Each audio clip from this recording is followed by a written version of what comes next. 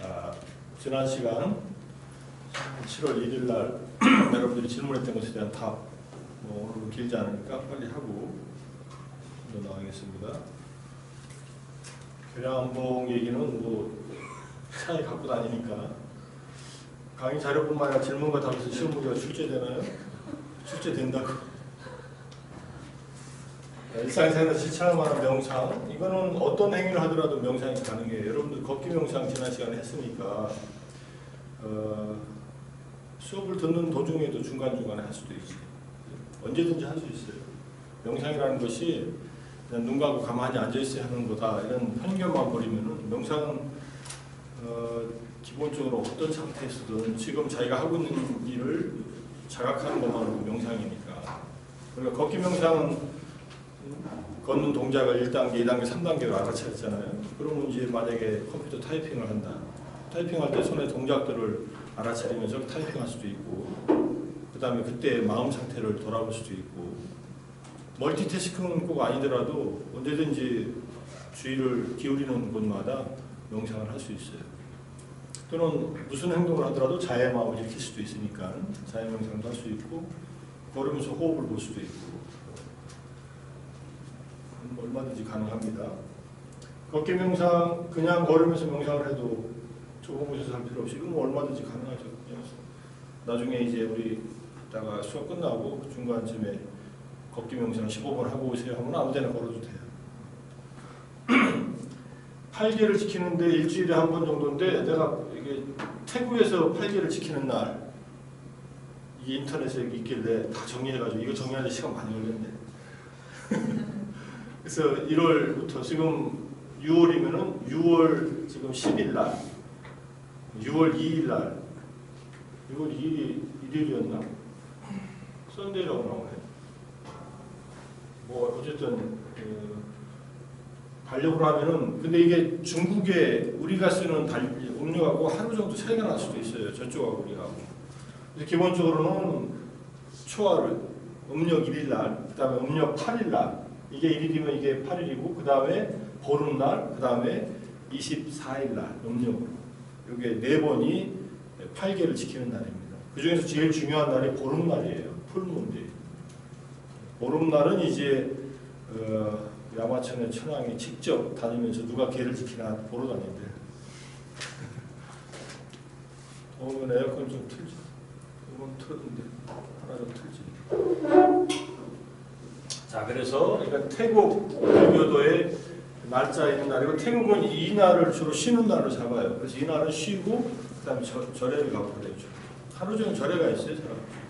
그러니까 8개를 지키면서 하루를 생활하는 거지. 한 달에 4번 정도는 스님들과 같은 생활을 한다, 이런 뜻이에요. 8개를 지킨다는 뜻은. 스님들은 돈을 못 만지게 돼 있으니까 기율상. 근데 제가자들은 이날이라고 해서 돈을 안 갖고 다닐 수는 없잖아. 그러니까 돈 조항만 빠졌어요. 10개 중에서 돈이 빠지고, 그 다음에 2개가 꾸미거나 이렇게 엔터테이닝 하거나 이런 것들을 좀 삼가하는 것, 이것이 같이 합쳐지고. 자해 명상할 때 존경하는 사람이 없다. 근데 감사하는 마음이 정말 큰 상대는 많다. 그럼 감사하는 사람한테 하면 되지. 고맙거나 존경하거나 은인이거나 이 셋 중에 한 대상, 또는 3개가 겹치면 제일 좋고. 감사하는 사람이 정말 감사하는 마음이 정말 큰 상태는 많지만, 많으면 얼마나 다행이에요. 이런 사람한테 하면 됩니다. 존경하는 분이 별로 없다는 것은 아직 존경할 만한 대상을 못 만났을 수도 있으니까. 그런데 여기에 위인전 속 인물은 안 돼요. 살아있는 사람을 해야 되니까. 위인전인데 아직 살아있다, 이러면 괜찮아. 보통 위인전에 있는 인물들은 다 이 세상을 떠난 사람들은 아닌가요? 그죠? 여러분들이 읽은 위인전 속의 인물들이 아직 살아있어요? 세종대왕이나 이순신 장군이나. 살아있는 사람 가운데 고마운 대상을 선택하면 됩니다.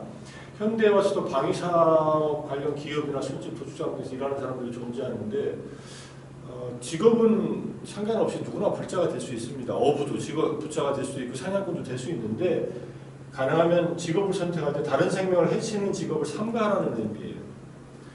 이제 장군, 국방부 장관이었던, 그러니까 군사적으로 보면 장군이죠. 장군이 부처님한테 기회한다고 할 때 부처님이 방해하지 않았어요. 막지 않았어요. 직업 때문에 너는 내 불자가 될 수 없다, 이렇게 얘기 안 하고, 그 다음에 이제 백정일을 하던 사람이, 백정이 아니라 그 사형 집행인이 했던 사람이 있어요. 그 사람이 사립부타전자한테 와서 가르침을 청할 때 사형 집행인을 뭐 50년 동안이나 했는데 당신은 살생을 많이 했으니까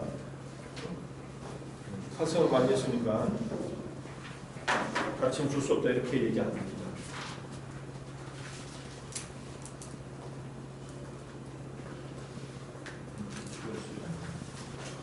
그러니까 직업을 선택할 때 조심하라는 얘기고, 직업을 선택한 다음에는 이제 최대한 이런 직업을 삼가라는 얘기. 동물을 사고 판다거나 살아있는, 그 다음에 뭐 술을 사고 파는 것을 전업으로 삼는 거. 식당 하는데 뭐 맥주 한 병 파는 것은 맥주 팔기 위해서 식당을 하는 건 아니니까, 식당 하다 보니까 맥주를 한 병 정도 팔 수 있게 되니까. 그러니까 뭐 식당 하는 것 자체는 잘못된 거 아니죠. 식당을 하는데 이런 보면 문제가 있어요.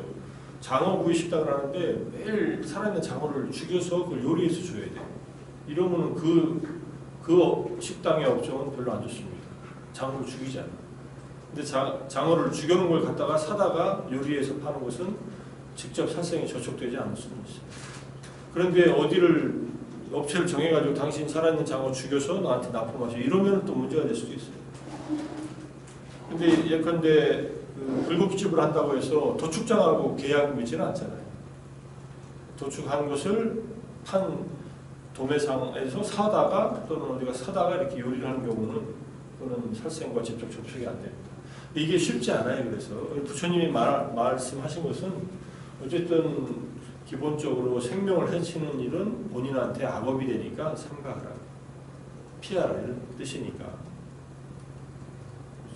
국가가 전체적으로 운영되려면 군인도 필요하고 다 필요하지 않느냐.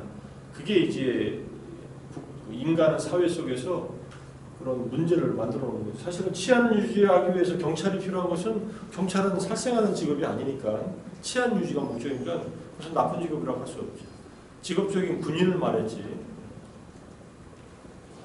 그 정도로. 붓다의 심리학을 읽었던 이 친구가 공부를 열심히 했나 봐. 마크 앱스타인이라고 하버드 대학교 의대 교수예요. 정신과 의사고.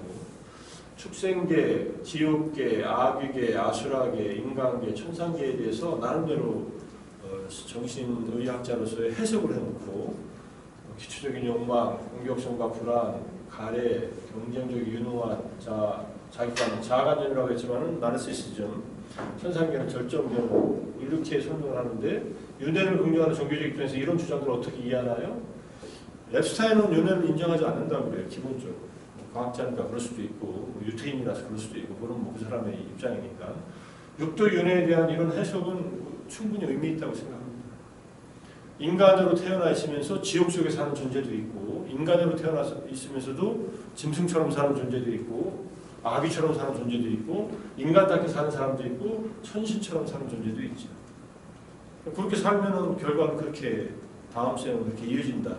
바로 다음 생이 아니라도 자기가 한 행위가 자기 존재를 만든다고 할 때, 행위가 존재예요. 사실은 행위를 떠나서 존재가 따로 있는 게 아니라 행위 자체가 그 존재의 내면의 의도의 표현이고, 그러니까 뭐 탐욕과 분노와 무지에 찌들어 사는 존재는 이미 인간의 몸을 하고 있지만 지옥 속의 고통 속에 사는 거죠.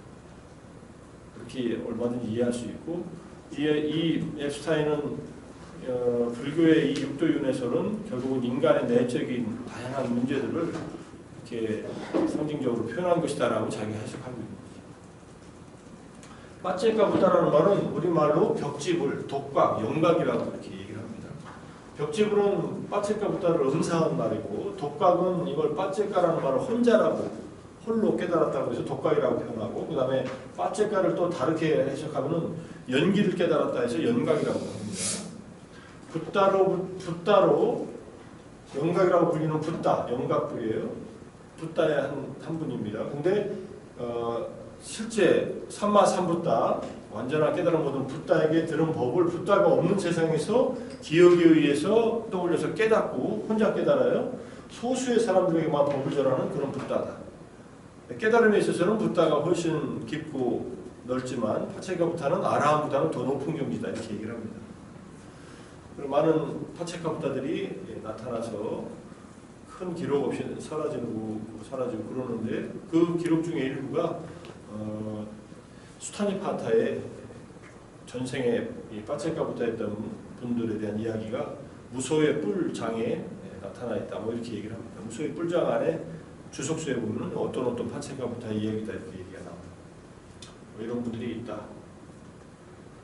한국의 조계종에서는 탁발을 금지하는데 왜 그랬습니까? 왜냐하면 조계종 승려가 아닌 사람들이 탁발하면서 승려 이미지를 좋지 않게 했기 때문에 이게 50년 전에 탁발을 하지 말라 이렇게 하는 건데 실제로 탁발 자체는 승려들이 살아가는 생계 특히 음식을 얻는 정당한 방식이니까 이거는 폐지할 일이 아니고 보다 더 법답게 했어야 될 일이라고 생각을 하는데 50년 전에 한국 불교의 의상은 별로 없었어요. 굉장히 조선시대에 억압받다가 일제시대에 약간 풀어졌다가 여전히 불교의 의상이 약한데 이미지를 실추시키는 것 자체가 보기 안 좋다고 해서 금지시켰죠. 근데 뭐 남방에서는 탁발하면서 탁발이 얼마나 좋은 수행이라는 것은 해보면 알아요. 나도 90년대 미얀마 갔을 때 미얀마 승부 쪽에 계를 받고 탁발을 아침마다 나가요. 1시간 정도 걷는데 많은 걷기 명상도 되지만은 많은 반성이 돼요. 탁발하면서. 신자들이 매일 해요. 같은 집들을 매일 가니까 뭐 집 앞을 지나면서 주는데 나는 가만히 명상하면서 이 사람들은 열심히 일해가지고 번 돈으로 이렇게 만든 음식을 매일 이렇게 주는데 열심히 수행했다 이런 마음이 저절로 나요. 거기는 뭐 아이부터 해서 노인까지 또는 어머니가 자식들 데리고 나와서도 하고 뭐 동네 사람들이 탁발 나가면 새벽 6시부터 한 10시까지는 스님들이 계속 탁발을 다녀요. 아침을 그걸로 갔다 와서 먹는 경우도 있는데 이제 단체 생활하는 이제 수행센터에서는 아침을 먹고 탁발을 나가요. 아침을 한 5시 50분쯤부터 시작해서 먹고 6시 반쯤에 탁발을 나가서 한 7시 반까지 1시간 돌아와서 그 다음에 이렇게 하고 그 탁발한 음식은 점심을 먹죠. 뭐 어쨌든 탁발을 하는 행위는 아주 훌륭한 행위입니다. 최근에는 한국에서도 테라바다 스님들은 탁발해서 이렇게 사시는 분도 있어요. 탁발을 어디로 가느냐? 식당으로 간대요. 식당은 항상 밥을 해놓고 있잖아요. 밥과 반찬이 있는 데로 가서 그냥 밥 한 공기 반찬 이렇게 싸가지고 주면은 그거 먹다가 그 정도는 알고 준다고 하는 거예요. 돈 준다 그러면 돈은 안 받습니다. 음식을 주십시오 이렇게 얘기한다고 하죠. 음식은 준비된 음식들이 있으니까 보통 식당에서 음식 하려고 하면은 뭐 점심때가 돼서 밥하지 않잖아요. 미리 해가지고 다 이렇게 밥그릇에 담아놓고요. 그러니까 한 8시나 9시쯤 탁발 나가서 갔다 와가지고 이렇게 드신다고 그런 얘기를 하더라고요. 자, 동아시아 불교에서는 승려 스스로 노동을 강조한다. 이거는 역사적으로 사회적 혼란기에 특히 당말 이때 여러 가지 밀란들이 일어나면서 승려들이 산속으로 많이 들어가 살았어요. 그러니까 사회가 격리된 생활을 할 수밖에 없었는데 그런 선불교의 전통에서 농사를 직접 지으면서 수행을 시작하는 것에서 유래해요. 그래서 지금 이게 8세기, 9세기면 당말 아닌가요? 백장스님, 마조스님의 제자인 백장선사가 말한 일일 부작이면 일일 불식이라 이런 유명한 말이 나와요. 선농일치라 그래. 참선하는 것과 농사짓는 것은 같다. 농사 지으면서도 수행하고 그러니까 하루는 이 노스님이 한참 연세가 드셔가지고 사람들이 스님이 일하는 농사도구를 숨겼어요. 좀 오늘 쉬시라고. 그랬더니 일을 가서 일을 할 수 없으니까 일을 못했죠. 그럼 그날 스님이 굶어요. 밥을 안 먹어. 오늘 나 일 안 했으니까 오늘은 밥을 먹을 자격이 없다 해가지고. 그래서 이 유명한 말이 나오는 거예요. 백장청규라고 백장 스님이 만든 선원의 그 규율이 있어요. 거기에서 제시된 거고, 뭐 이건 지금은 뭐 꼭 농사짓는 일은 안 하고 스님들이 다른 일을 하기도 하는데 그런 일에서 유래된 것이다 이렇게 이해하면 되고요.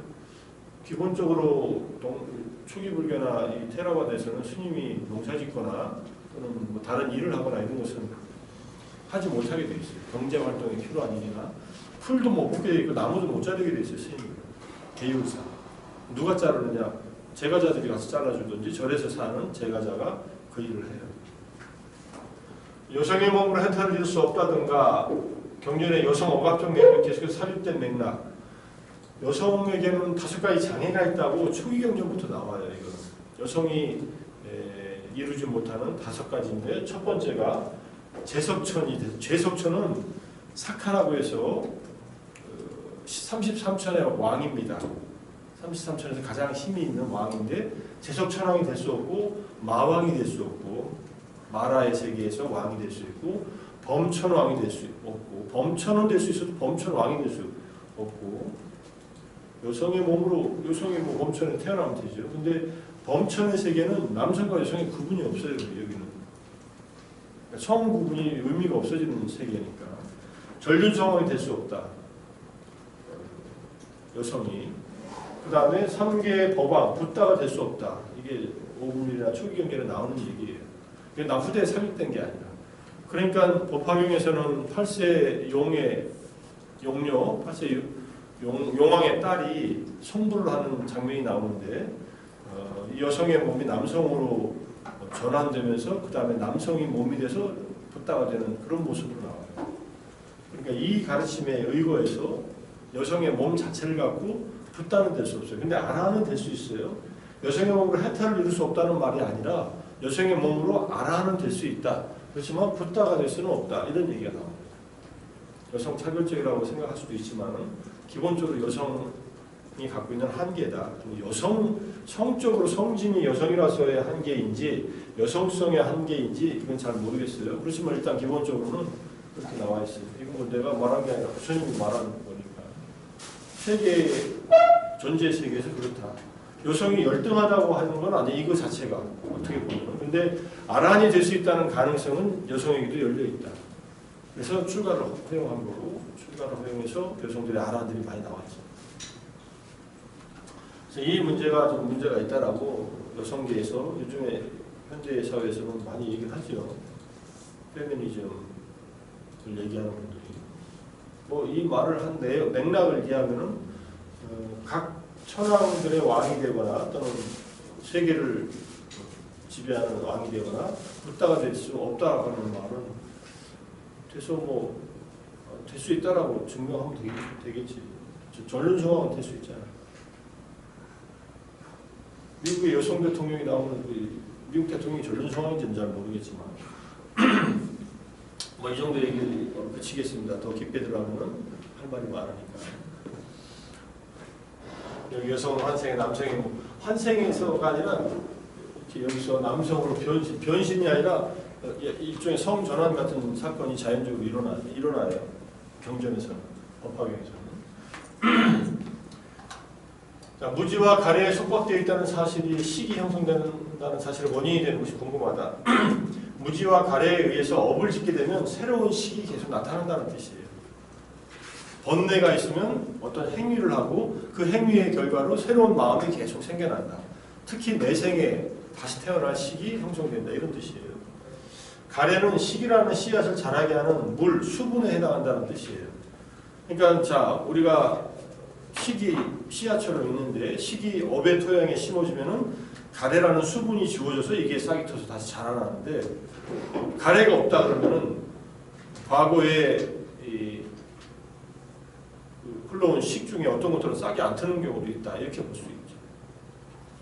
가래가 끊어졌다. 완전히. 가래가 완전히 끊어지는 것은 감각적 욕망의 가래는 이게 끊어지면 아나함이 되고 모든 가래가 끊어지면 아라한이 되니까 더 이상 싹들 식이 없는 거죠. 더 이상 자라날 식이 수분이 공급이 안 되니까 자라나지 못하고 그냥 말라버리는 거죠. 그게 이제 소금덩이의 경에서도 조금 나오고 자, 업에 대한 얘기는 또 다음에 또 할 기회가 있으면 또 하겠습니다. 이미 어느 정도 했지만 불교는 제가자가 어느 정도 성취를 이룬 다음에 스님이 될 걸 권하나요? 제가자는 제가자의 상태에서 경제활동과 동시에 수행도 가능하다고 하고 또 굳이 뭐 출가한다면 본인의 선택이에요. 뭐 출가하라고 권하는 스님들도 있는데 그거는 뭐 그 스님과 그 제가자의 관계지. 근데 뭐 출가를 한 번 정도 해보는 경우는 테라바다 국가에서는 임시 뭐 승려로서 하기도 합니다. 한 달이든 세 달이든. 태국 같은 경우는 공식적으로 법에 의해서 정해진 건 아니지만 남성들이 승려 생활을 했다는 것은 나중에 여러 가지 사회 활동을 할 때 플러스 가산점을 받는 거예요. 승려 생활의 길이가 길수록 이 사람은 승려가 돼서 여러 가지 훈련을 받았고 불법을 제대로 이해하고 알고 있는 사람이다 해가지고 그런 얘기들은 있는데 그게 꼭 누구나 되는 필요는 없어요. 근데 대부분 한 번씩은 하세요. 어렸을 때 하든 나이가 먹어서 하든. 제가자에게 그 정도의 노력은 충분하다고 보는데 제가자로서 얼마든지 깨달음 얻는 사람도 많이 있고 현대에 있습니다. 제가와 출가의 핵심적인 차이는 경제활동을 제가자들은 해야 자기 생계를 유지할 수 있다는 점, 출가자들은 엄격하게 계를 지킨다는 점, 이 정도 차이예요. 근데 경제활동 하면서도 수행할 수 있고 수행해서 깨달을 수도 있어요. 전혀 문제 안 돼요. 본인이 열심히 하느냐에 따라서. 경제활동을 안 하면서 제가자로서 수행만 한다. 얼마든지 가능하죠. 내가 아는 어떤 분 전화해가지고 어떻게 요즘에 사냐. 그러니까는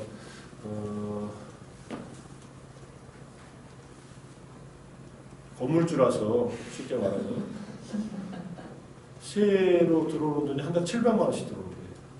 그래서 일을 안 하는데 그냥 자기가 만들고 싶은 거 만들고 하고 싶은 거 하고 애들은 이미 다 컸고 700만 원 수입이면 일 안 해도 되잖아요. 연봉으로 하면 얼마야? 그죠? 8천만 원 정도 되는데 뭐하러 일을 취미생활하고 살면 되지. 중요한 것은 일을 안 한다고 행복한 게 아니라 취미생활이라도 할 일이 있다는 게 그 사람을 행복하게 하는 게 있어요. 공대 출신이라서 열심히 뭔가를 만들고 산다고. 그렇게 얘기해서 이것도 재밌겠다. 일 안 하고 예컨대 자본주의에서 금융자본, 노동자본이 아니라 근로소득이 아니라 자본소득이 생긴다. 그게 다들 하는 게 이제 건물주가 그런 사람들 아니에요? 그 다음에 이제 주식을 샀는데 주식이 올랐다. 이것도 뭐 자본소득이지. 집을 샀는데 집이 올랐다. 이거 다 자본소득이지. 근로소득이 아니고. 그럼 이건 다 소득이 아닌가? 이것도 법적으로 소득으로 인정하지. 뭐 그 중에 정말로 돈을 어렵지 않게 벌 수 있는 시스템이 있다. 누가 안 하겠어요? 있으면 할래요? 생각을 해봅시다. 있으면 해야지. 당연히 왜 안 해? 합법적이고 그러면. 돈을 벌어서 자기가 하고 싶은 일 하면 되잖아. 나도 지금 돈을 그렇게 벌 수 있는 구조가 된다면은 강의도 최소한으로 줄이고 강의를 안 하는 것부터 내가 잘하는 일을 안 하니까 나도 우울증에 걸릴 수도 있으니까 자기가 잘하는 일을 안 하고 살면서 행복하려고 하는 것은 바보스러운 일이에요. 그래서 내가 여기 서울대 나와서 지금 강사로 버는 돈은 내 수입에 별로 의미가 없어요. 실제로. 나오는 이유는 여러분들하고 같이 공부하거나 또는 내가 불교를 이렇게 가르치고 또 수행 명상을 가르치는 것 자체가 나한테는 기분이 좋아서 하는 거예요. 내 강점을 살리는 일이기 때문에. 그리고 뭐 이렇게 8시까지 나와서 열심히 같이 공부하는 그런 이유가 있어요. 자, 그 정도 하고 이 소금덩이 경에 이 사람이 어떤 업을 지었고 그 업의 결과를 경험하게 된다. 이것은 업에 종속되어 있다는 거예요. 업에 의해서 그 결과를 반드시 겪게 되어 있다 하면은 바르게 될 기회도 없다. 그러니까 악한 업을 지었으면 반드시 고통을 받게끔 되어 있다. 이렇게 얘기하면 그런데 이 사람이 어떤 형태로 겪어야 할 업을 지었건 그것의 과보를 경험하게 된다. 이 말과 이 말은 약간 뉘앙스가 차이겠죠. 어필 부분이 똑같은 말 같은데 앞에 거는 약간 숙명론적인 얘기고 뒤에 거는 받긴 받는다. 그렇지만 받는 양상이 다르다. 이런 얘기. 그게 소금덩이에서 말하는 거예요. 악행을 많이 한 사람이 지금은 선행을 많이 한다. 그러면 악행의 과보를 받긴 받되 그렇게 효력이 약하다. 이런 뜻이고 악행을 조금 했는데 금생에 아주 잘 살았다. 그럼 금생에 그 악행의 결과를 다 받고 끝내버린다는 거예요. 다 털어버린다. 근데 악행을 많이 한 사람이 금생에 악한 일을 많이 한다 그러면 받는 고통도 크다. 이런 뜻이에요. 그게 소금덩이를 한 컵에다 넣었을 때하고 강물에 넣었을 때하고 짜기가 소금은 똑같아도 물의 짠맛은 다르지 않느냐. 이 비유로서 얘기한 것입니다. 악행을 했어도 과보를 겪을 때 행실에 따라 달라질 수 있다는 의미다. 그런 얘기고 그 다음에 불사의 길에 올랐다는 것이 윤회의 치료밖에 이해가 안 가요. 하면서 불사라는 말, 죽음이 없는 경지에 도달했다는 말은 열반을 이뤘다는 말, 도달했다는 말이고 윤회에서 벗어났다는 말, 아라한과를 얻었다는 말이고 연기를 소멸했다는 말. 근데 부처가 됐다는 말은 여기에 포함은 되지만 부처가 안 돼도 아라한으로서도 이런 경지를 얻는다 이런 뜻이에요. 대략 이렇게 동시에요. 붓다가 되었다는 것은 여기에 포함되어 있어요. 붓다는 이거 당연히 포함되는데 붓다가 된 것은 더 많은 지적인 능력을 갖춘다 이렇게 봐야 됩니다. 국가라는 공동체의 소극적인 입장을 가지고 있는 이유가 무엇인가 불교가 언제 이런 얘기가 있었어요? 국가는 없어져야 된다고 얘기했나 부처님이? 그게 아니라 국가 경영을 전륜성왕이나 통치자들은 십선업에 근거해서 법에 근거해서 잘 해야 된다. 그리고 국가가 안정을 얻으려면 7가지 쇠망하지 않는 법을 공동체 구성원들이 같이 실천해야 된다. 이런 얘기를 줬죠. 국가는 의미 없다 이렇게 하지 않았어요. 그리고 국가의 체계 중에서 그래도 민주적인 국가를 민주공화적인 국가를 좋은 시스템으로 얘기했어요. 왕권에 의해서 휘둘리는 국가보다는 뭐 당시에 상가라고 하는 조직 그게 이제 국가 경영 체제였어요. 일종의 신라 시대 때 그 육부족이 같이 신라를 통치하는 그러니까 한 왕이 한 게 아니라 육부족이 돌아가면서 왕이 되고 육부족의 이 회의에 의해서 국가를 통솔했잖아요. 요즘 같으면 내각 회의지. 한 왕이 독단으로 행하는 게 아니라 그런 것들을 여러 사람의 중의를 모아서 나라를 통치하는 민주적인 국가라 소통하는 국가를 부처님은 얘기했어요. 그런데 민주주의라고 하더라도 연장자나 지혜로운 자들의 말을 듣는 것을 중요시한 것은 우리가 보이죠. 국가 공동체의 소극적인 입장을 갖고 있었다기보다는 좋은 국가가 되는 길을 제시했다.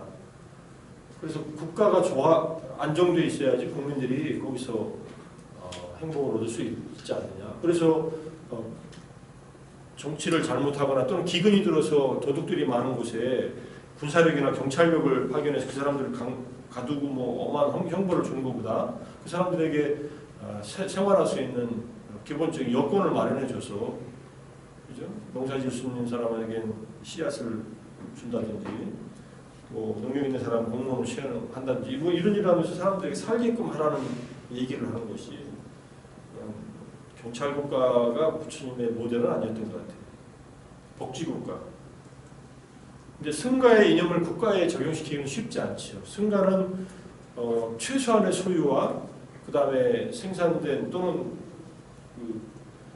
고시된 물건에 대한 공유를 강조하니까 이것은 정말 성숙한 인간들이나 할 수 있는 일이지 욕심과 분노가 많은 사람들은 하기 어렵어요.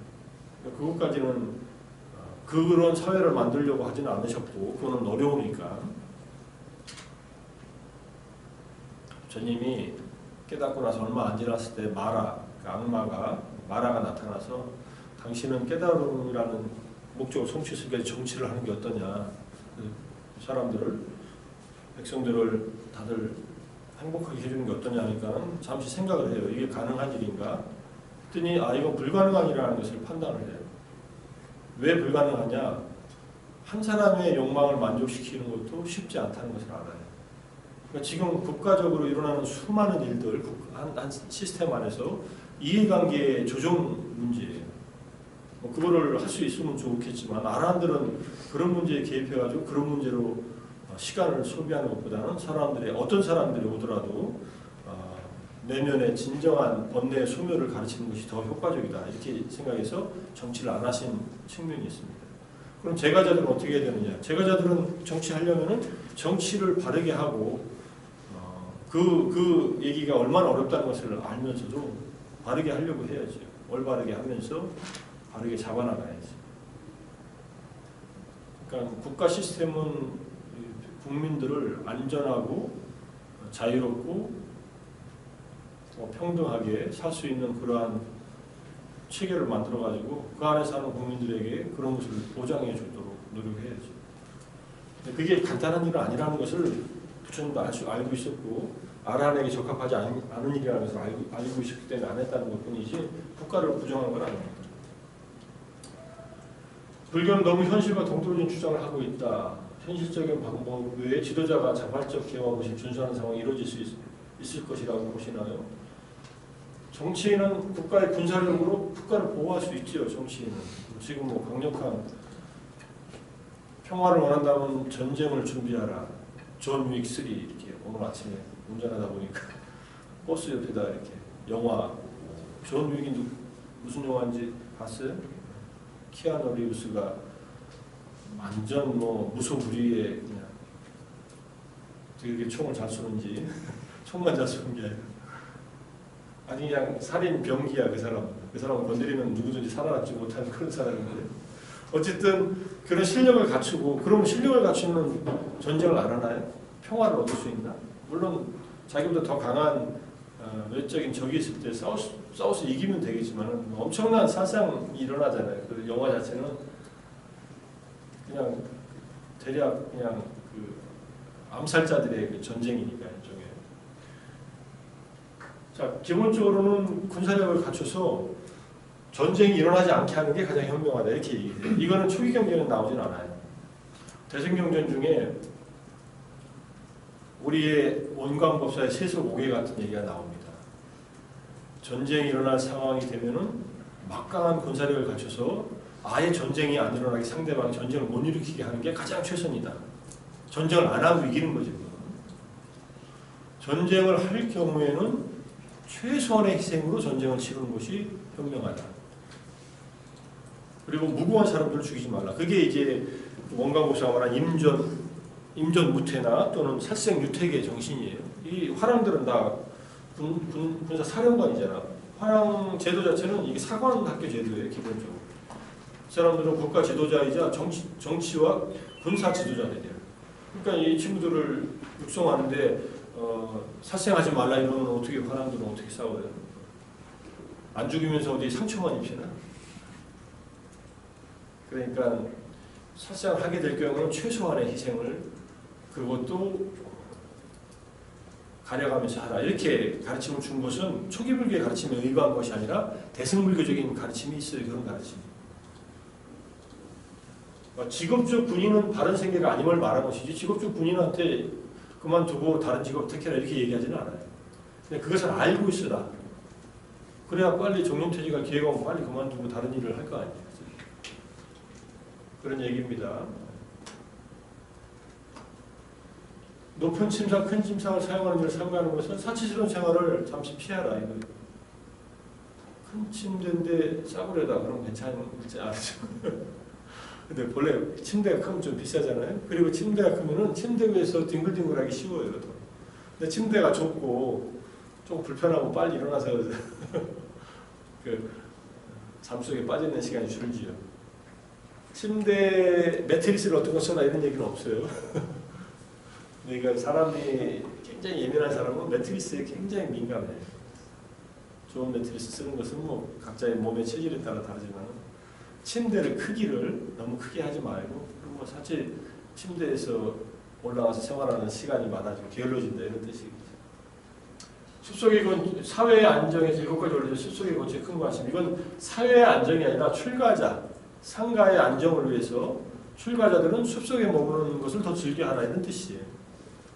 일반인들한테 숲속에 가서 살라는 게 아니라 그거는 잘 보면 되고 우리 스님들이 숲속에 들어가서 수행하는 것을 자주 하면은 그게 승단 전체가 수행 속으로 더 많이 노력을 기울이는 것이고 그럼 승단이 안정되는 데 도움이 되겠죠. 당연히.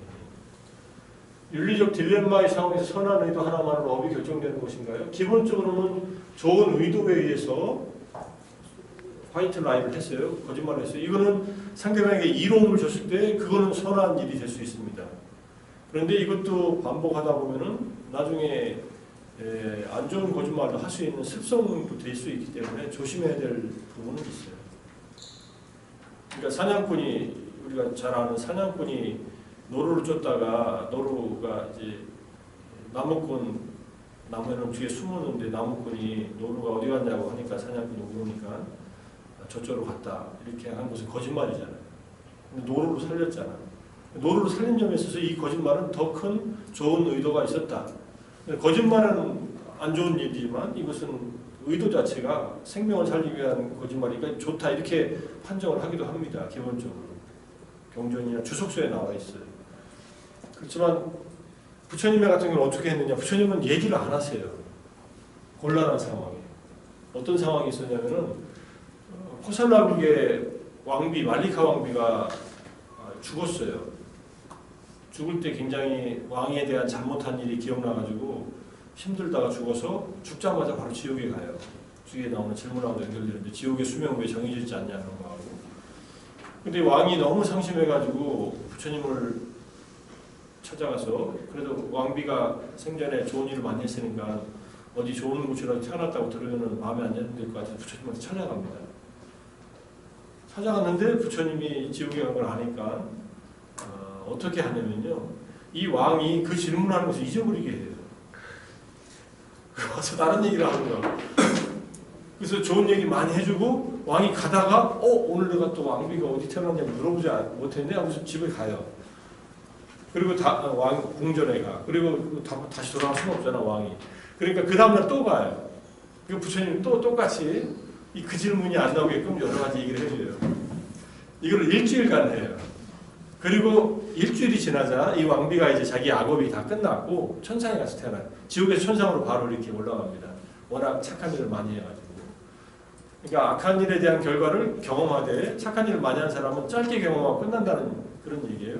그래서 왕이 마지막 이제 천상에 간 다음에 와가지고 왕이 그때는 이제 질문을 하도록 내버려둬요. 이렇게 물어요 왕이. 세존이시여 지금 왕비는 어디에 있습니까? 이렇게 질문해요. 부처님이 정확하게 왕비는 지금 천상에 있습니다. 이렇게 얘기해요. 지옥에 일주일 있다가 천상에 갔다 이런 얘기도 안 해요. 질문한 대로 딱 사실만을 얘기해요. 이 얘기는 지옥에 있다는 것이 사실이라 하더라도 듣는 사람이 마음 아파하는 얘기는 안 했다는 얘기예요. 그럼 왜 일주일간 지옥에 가셨냐? 일주일 동안 지옥에서 고통받을 만큼의 잘못만 했다는 얘기예요. 그리고 거기서 천상으로 바로 그냥 갔다. 누가 거기다 집어넣은 것도 아니고 누가 천상으로 데리고 간 것도 아니에요. 그 사람의 업이 그만한 업들이 있었다. 이게 부처님의 방식이에요. 부처님은 사실을 말하더라도 상대방에게 이로운 얘기를 적절한 때에 얘기한다. 근데 우리는 그런 능력이 없으니까 일단은 좋은 의도로서 뭔가 요즘에 이런 거짓말 중에 하나는 아들이 어머니가 노안이어서 병원에 입원해 있는데 아들이 사고로 죽었어요. 근데 어머니가 좀 정신이 오락가락해. 근데 아들이라는 것을 알아보는데 그럴 때 아들이 죽었다는 얘기를 어머니한테 굳이 할 필요 없을 때는 안 하는 것이 낫죠. 지금 출장 갔어요 어머니 뭐 이렇게 얘기할 수도 있죠. 어머니도 언제 돌아갈지 모르는 상황이라면.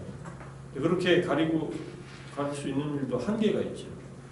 근데 이것은 거짓말을 안 하는 게 더 좋을 수도 있어요. 이제 임종이 얼마 안 남았어요. 그런데 당신은 나을 수 있다. 이거 이렇게 거짓말해가지고 이 사람이 죽음을 준비하지 못하게 하는 것은 현명하지 않을 수 있습니다. 그럼 환자 스스로가 얘기를 해야 돼요. 나에 대해서 내 병에 대해서 정확하게 얘기해달라. 그래야 내가 죽음을 준비할 거 아니냐. 그냥 살고자 하는 희망만 가지고 죽음이 오지 않는다는 생각을 가지고 살고자 하는 희망만 가지고 있다가 갑자기 죽어버리면 얼마나 황당하겠어요. 죽는 사람이. 근데 잘 말 못 해주죠. 그러면 미리 얘기를 해야 돼요. 의사하고 1대1로 만나가지고 우리 가족들한테 내가 뭐 어떤 상황에 대한 것은 뭐 사실대로 얘기했으면 나도 뭐 알 건 알아야 되니까 사실대로 얘기해달라. 얘기해서 사실을 알고 대처를 하는 게 중요합니다. 어차피 죽는데 지금 병이 죽을 병이라고 한다면 알아야죠. 그래야 죽기 직전까지라도 마음을 잘 쓰다 죽을 거야. 죽음이 두렵다기보다는 정신없이 죽는 게 더 무서운 일이니까.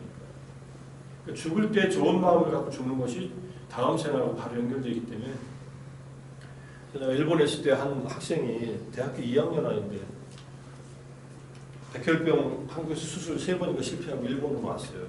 일본에 수술 받는데 우리가 유학생들이 통역을 해줬어요. 근데 이 어린아이가 21살, 2살 됐나? 여학생인 아버지가 같이 데리고 왔지.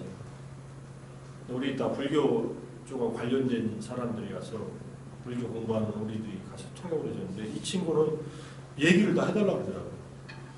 내가 어떤 상황인지 다 얘기해 주세요.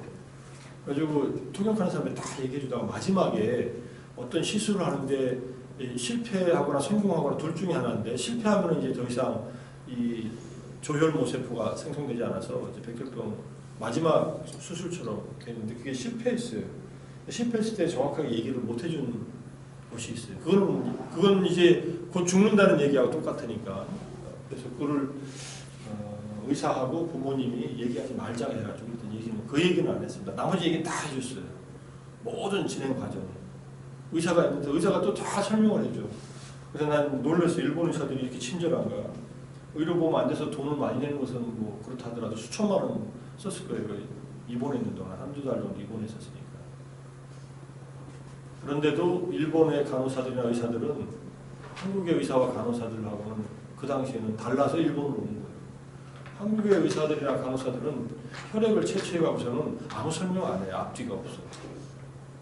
혈액을 채취해가서 검사했더니 이런 결과가 나와서 이런 조치를 한다. 이렇게 얘기해주면 되는데 그냥 실험용처럼 이 사람을 이렇게 그냥 그게 싫어서 일본으로 온 건데 일본은 너무나 상세하게 설명해서 내가 그걸 통역해주면서 나하고 한 3사람에서 돌아가면서 통역을 했는데 일주일에 한 번씩 하고 이틀에 한 번씩 가서 너무나 친절하게 잘해주더라고요. 죽고 나서도 잘해줘요. 죽고 나서도 간호사하고 의사가 마지막으로 이렇게 실려 나갈 때 다들 슬퍼하는 마음으로 나와서 다 이렇게 인사해주고 유족들한테 그래서 이 사람들은 친절성에 있어서는 타고났구나 그런 느낌을 받았습니다. 자, 그건 하나의 예지만 자신이 태어난 환경이 전생에 업에 의한 것이라면 현재 사회에 대한 구조적 개혁이나 시스템 자체에 대한 문제의식을 가질 수 없는 것이 아닌가요? 그렇지 않아요. 좋지 않은 환경에서 태어났어도 그 환경을 극복하는 것은 바람직한 일이에요. 내가 태어난 대로 이거는 이제 숙명론적으로 생각하는 거지. 힌두교적인 업사상인데 불교는 좋지 않게 태어났어도 얼마든지 이 생에서 바꿀 수 있다. 사회 구조도 좋은 방향으로 바꿔야 되고 자기 내면도 바꿔야 된다. 근데 사회 구조를 바꾸면서 자기 내면을 안 바꾸면 구조는 바뀐 채로 위아래만 바뀌지 내면의 인간들의 삶은 변하지 않는 거예요. 기본적으로 공산주의가 실패한 이유는 핵심은 그거라고 생각을 해요. 그들이 진정한 공산주의를 이해도 못했고 권력을 잡은 자만 바뀐 거예요. 그리고 독재를 했어요. 그러니 망하지. 거기 국민들을 살 수 없게 했으니까. 그리고 자기들은 아직도 잘 살아. 독재한 사람. 권력을 가지고 경제력을 얻는 도구로 썼으니까. 그리고는 무슨 뭐 인민의 아버지니 뭐 어쩌고 하는 저런 쇼를 하는 것은 완전히 쇼죠. 우리가 봐도 김정은이 쇼하고 있다는 걸 알잖아요. 근데 저 쇼하고 있는 것이 지금 한 10만 명 정도라고 하는데 북한의 지도층이. 나머지 다 못 사는 것도 아니더라고. 얘기를 들어보면 또 못 살게 해도 다 사는 길이 있대. 이 조선 민족들은 또 아주 강력한. 그래도 얼마나 이 문제가 있어요. 그러니까 그 구조를 바꿔야 되는데 이제 그 구조를 전쟁을 일으키지 않고 바꾸려면은 천천히 접근해가지고 바꿔야 된다는 얘기지. 어쨌든 환경을 극복할 수 있고 극복해야만 되지요, 사실. 부지런히 일해가지고 자기 환경도 바꾸고 자기 내면도 바꾸고 이렇게. 악처 4가지에서 수명이 정해지지 않았다. 그러니까 업의 경중에 따라 수명이 정해지기 때문에 그래요. 인간으로 태어났어도 마찬가지예요. 인간으로 태어났어도 수명이 정해지지 않았기 때문에 어떤 사람은 10년 살다가 뭐 어떤 사람은 100년까지 살고 이런 것을 각자가 업이 있고 그 다음에 태어나서 살아가는 나중에 생긴 업들도 이게 영향을 미쳐요. 그죠? 여러분들 장수하는 과거생에 생명을 많이 살려서 장수하게끔 태어났는데 이 생에 태어나가지고 그냥 뭐 단 것만 먹고 운동 안 하고 그다음 매일 화만 내고 짜증만 내고 이러면은 그 새로 이 생에 태어나서 지은 업들이 생명에 영향을 미쳐가지고 결국은 장수에 도움이 안 되죠. 다 그런 영향을 주고받는다. 이 세계에 존재하는 모든 중생들이 해탈하여 윤회에서 벗어나 이 세계에 아무도 남지 않게 되었을 때 그 세계는 끝이 나는 거예요. 아니 이런 일은 일어난 지도 없고 일어날 수 없어요. 그러니까 이런 질문도 꼭 하더라고. 한 번씩은 해. 다 해탈하면 누가 이 세계에 다시 태어나서 사느냐 걱정하지 마요. 그런 일은 있을 수도 없고 있어 본 적도 없고 앞으로도 없을 거니까. 그리고 중생은 수가 한이 없어요. 사실은 생명의 수가. 그리고 한 존재가 해탈하면 그에게서 이 윤회의 세계가 끝나는 거예요. 세계가 있고 세계의 조건이 있고 태어나는 원인이 있고 세계의 소멸이 있고 세계의 소멸에는 길이 있다 할 때 그때 세계는 우리들 각자의 세계예요. 여러분들과 나의 각자의 내면적 세계 이것은 더 이상 윤회 세계에서 작동하지 않는다. 이렇게 이해해야지 존재가 다 해탈하면 그러면 전부 다 열반을 경험한 채로 살겠죠. 이 세계 자체는 별로 문제가 안 되죠. 업은 어디에 묶여 있는 건가요? 업은 번뇌가 있는 마음에 속해 있다. 이렇게 그냥 이해하십시오. 그래서 업이 어떻게 지금 어저께 내가 한 행동이 어떻게 오늘 영향을 미치고 내일이나 다음 생까지 영향을 미치느냐. 그런 마음의 흔적을 남기고 마음에서 경향성과 흔적을 남긴다. 그래서 이 해석이 부파마다 좀 달라요. 그렇게 학파마다. 설일체여부는 물질적인 요소로 남는다고 했어요. 이 물질은 우리 눈에 보이는 게 아니에요. 무표색이라고 해요. 우리에게 보이지 않고 알려지지 않지만은 물질의 형태로 남는다. 근데 테라바다에서는 정신적인 형태로 남는다고 이렇게 이해하는 게 맞습니다. 우리의 마음의 흔적을 남기고 마음에 그리고 나중에 이제 대승불교에 가서 유식 사상에 가면은 이게 전부 다 알라야식이라고 하는 우리의 심층의식 속에 저장된다 이렇게 나중에 후대의 해석이죠. 그러니까 실제로 마음에 뭔가 흔적을 남겨서 그것이 계속 연결된다고 볼 수 있습니다. 그리고 결과가 나타나면 사라지고. 근데 문제는 이제 계속 업을 지으니까 그 업을 짓는 것이 업을 짓지 않게 되는 또는 아라한의 깨달음을 얻는 순간에 이제 더 이상 업을 짓지 않게 되고 이전에 지은 업의 결과만을 받다가 이제 이 몸이 죽으면서 이제 끝나버리죠. 윤회에서 끝나. 보시에 대한 질문, 베풀이라는 것이 자신이 어느 정도 여유가 있어야 가능한 것이라는 생각이 드는데 이렇게 얘기해줬는데 꼭 여유가 없어도 된다고. 여러분들 여유는 얼마나 있어야 보시할 수 있어요 남에게? 한 700만 원씩 그 세수입이 들어오면 한 7만 원 보시할 수 있나? 어렵지 않게? 그렇지 않아요. 자기가 물질적 보시는 아주 작은 것도 가능해요. 아쇼카 왕은 전생에 부처님을 만났을 때 부처님한테 모래로 탑을 만들어가지고 부처님한테 이게 바쳤대요. 모래로. 돈 들어간 거 아니에요. 경송만 들어가지. 모래로 이렇게 만들어. 장난감 탑을 바쳤어. 흙으로. 그래서 그걸로 왕이 됐다는 거 아니에요. 이거 뭐 돈 들었어요? 부다에게 이게 그다음에 등불 하나를 보시한 가난한 여인에게 이건 부처님 초파일 때 늘 나온 얘기지만 부처님 당시 때 있었던 일이에요. 기운정사에서 밤이 깊었는데 불이 하나 계속 타고 있어요. 아난존자 가서 끌려고 하는데 부처님이 네가 끌 수 없다. 끌려고 하지 말라. 그냥 타도록 내버려둬라 이렇게 해줘요. 이 여인은 자기가 하루에 먹을 어떤 그 식비로서 그걸 사가지고 그걸 보식을 해요. 그러니까 부자들이 등불을 많이 킨 거하고는 이건 달라. 양이 다르고 질이 달라. 그러니까 그 마음을 네 힘으로 그 마음을 끌 수 없으니까 그냥 내버려 두라고 얘기를 합니다. 뭐 이런 거고요. 그 다음에 자기가 못하면은 타인의 보시를 기뻐해줘요. 그러면 자기한테도 공덕이 생기니까. 이거 네 번째도 못하면 어떻게 해? 나는 가난하니까 보시 못하니까 저는 저 사람은 무슨 돈을 저렇게 또 편법으로 벌어가지고 보시하나 이렇게 생각이 들어요. 최근에 가장 큰 보시한 사람이 누가 가장 큰 보시한 거 뉴스에 보니까 아마존의 전 베조프의 전 부인 그 사람은 이혼해가지고 받은 유산 위자료가 얼마나 43조?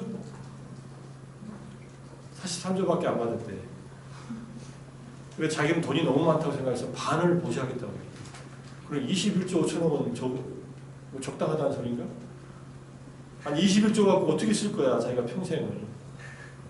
그죠? 워렌 버핏 같은 사람은 자기가 번 돈의 98%? 99% 다 이미 사회에 기증하겠다. 다 그 빌 게이트 재단에다 지금 당장 준 건 아니고 계속 주겠다. 다 주겠다 이렇게 얘기했잖아요. 워렌 버핏은 자식들한테 이미 할 거 다 해줬기 때문에 별로 해줄 것도 없고 지들 알아서 알고 내가 사회에서 번 돈은 사회에 다시 환원을 해요. 빌 게이트도 그러고 있고 빌 게이트는 아직도 주식이 있으면 계속 돈을 벌죠.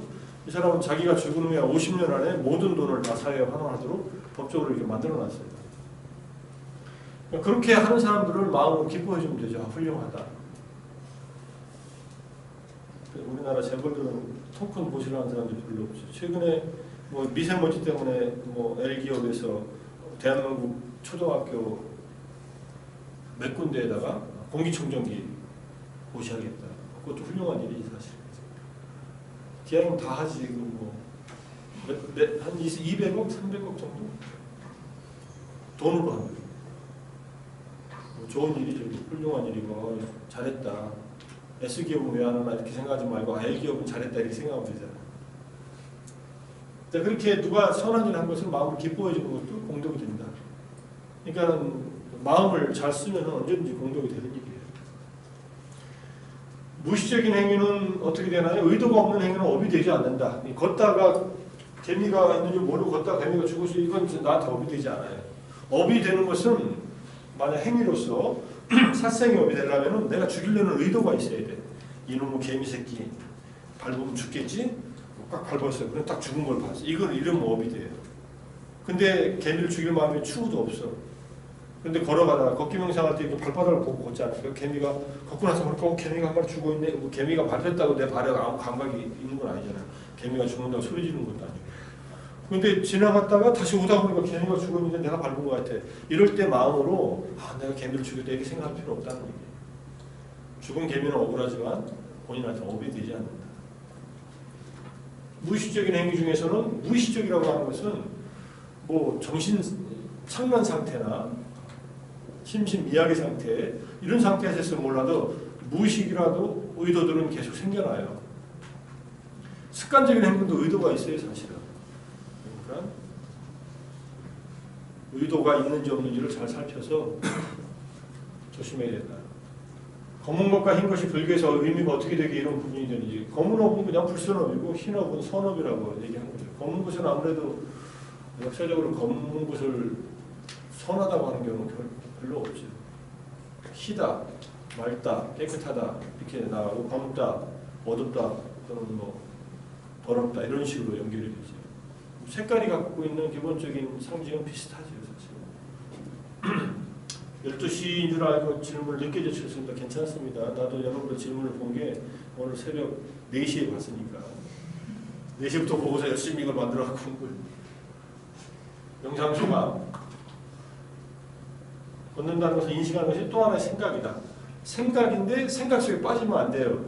왼발 오른발 하면서 용어는 쓰지만 생각에 빠지는 게 아니라 걸음에 계속 집중해야 된다. 걷기 명상 좋았다. 어려웠다. 나름대로 좋았다. 그죠? 걷기 명상 중에 생각들이 떠오르지 않았다. 뭐 걷기 바빴으니까 왼발 오른발 하기 바쁘고 점차 명상하는데 집중하는 시간이 늘어나는 것 같다. 이 친구는 걷기 명상 안 한 것 같아. 그죠? 걷기 명상 처음 했는데 뭐 이게 집중이 됐어? 됐을 수도 있지만 걷는 움직임은 여러분들이 명상 소감 쓸 때 생각해서 쓰지 마요. 오늘은 시간 없어서 명상 못했습니다 이렇게 쓰면 돼. 뭐 안 한 걸 갖다가 무슨 나한테 화이트 라인 할 필요 없어. 그거는 거짓말이잖아. 화이트 라인은 누구를 위해서 자기 성적 잘 받기 위해서 그거는 화이트 라인이 아니에요. 화이트 라인은 내가 그 말을 했을 때 다른 존재가 이익을 봐야 돼. 근데 명상 안 했으면서 명상 하나처럼 쓰는 것은 그건 이제 거짓말이지. 명상 못했습니다. 아니면 1분이라도 하고 1분 동안 했더니 1분 동안도 효과가 있었다 없었다 이렇게 쓰면 돼. 이것도 굉장히 이런 경험을 처음 걷기 명상하면서 또 경험할 수 있어요. 얼마든지. 걷기 명상을 해보니 머릿속을 더 비우기 힘들었다. 완벽히 수행하는데 실제 이게 사실이 이게 맞아요. 이게 쉽게 되지 않아요. 걸으면서 하는 것은. 여러분들 사격할 때 표적을 놓고서 쏘는 거하고 움직이는 표적을 쏘는 거 어떤 게 맞추기 쉬워요? 가만히 있는 거 맞추기가 더 쉬울 거 아니에요. 그죠? 이 움직이는 표적을 맞추기 때문에 처음에는 힘들어요. 근데 다행인 것은 걷는 동작을 하고 있기 때문에 졸리지 않아. 그리고 이것이 잡기 힘들기 때문에 계속 초점을 맞추는데 제대로만 맞추면 딴 생각들이 별로 안 떠올라요. 그런 장점이 있어요. 처음 10분 동안 잘 안 됐는데 점점 되기 시작했다. 뭐 그런 얘기들. 오히려 앉았을 때보다 좀 더 빠르게 집중할 수 있었다. 천천히 걸으며 집중하다 보면 마지막에 아무 생각을 하지 않으면 그럴 수 있게 됐다. 걷기에만 집중하다 보니 생각보다 내 다리가 내 마음대로 움직이지 않는다는 것은 그럼 내 다리가 내 마음대로 안 들리고 누구 마음대로 움직이고 있어. 이거는 천천히 걸을 때 그렇게 되는지만 걸으려고 하는 의도가 있어서 걷죠. 천천히 걸을 때는 천천히 걷는 걸음이 어색할 수는 있어요. 그렇지만 걷고 싶어서 걷는 거니까 잘 봐요. 동학의수의 걷기 명상하는 건 너무 좋은 일이죠. 명상을 하다 보면 성질머리가 급해질 거라는 생각이 자주 떠오른다. 명상이 끝나고 나서 요즘 성질머리가 급해지는 것을 알게 됐다. 성질머리가 급해지는 걸 알게 됐으니까 이제 안다고 해결되는 건 아니지만 아는 것은 큰 발견입니다. 평소에 걷는 것과 다른 아주 생경한 느낌이었다. 그죠? 혼자서 걸어봐야겠다. 혼자서 걸으세요. 많이. 앉아서 명상하는 것보다 좀 더 심적으로 안정되는 느낌을 받았다. 집중이 잘 하려고 애써서 그렇고 그리고 같이 열심히 그리고 공기도 여러 가지 조건이 좋았죠. 지난 그저께가 걷기 명상이 더 효과가 있었던 것 같다. 많은 학생들이 그래요. 걸으면서 명상을 한다는 게 신기했다. 잠자면서도 한다니까. 꿈속에서도 하고. 꿈속에서 수행하는 방법을 가르치는 것은 티베트 불교하고 선불교 두 개밖에 없어요. 티베트는 아예 드림 요가라는 게 따로 있어요. 꿈속에서도 수행하는 방법에 대한 가르침이 따로 있어요. 이건 좀 고수들이 하는 거고, 선불교에서도 꿈속에서도 화두가 들리느냐 이렇게 질문해요. 너는 꿈속에서 화두가 들리느냐? 예, 들립니다. 그러면 숙면 속에서도 화두가 들리느냐? 아니요. 더해. 이러고 더 수행해. 이렇게 얘기한다. 뭐 속일 수 없잖아요. 있는 그대로 경험. 가만히 앉아서 명상할 때보다 훨씬 기분이 좋고 상쾌하다. 즐겁게 수행했다. 이 정도. 지난 시간이 잘 됐던 것 같아서 다행이에요. 또 다른 질문 있으면 오늘 답한 걸 수도 있어. 질문 없어요? 그럼 걷기 명상 하고 올까? 혼자서 하는 걷기 명상? 어떻게 생각해요? 시키는 대로 하겠습니다. 묵비권. 지금이 10분이에요. 10분이니까 15분간만 여러분들 25분간만 뭐 용무 보고 25분까지 어디를 걸어도 좋아요. 7분간 갔다 7분간 돌아와도 좋고 25분까지 걷기 명상하고 오기. 휴식 플러스 걷기 명상. 이 교실에서는 남아있지 않기.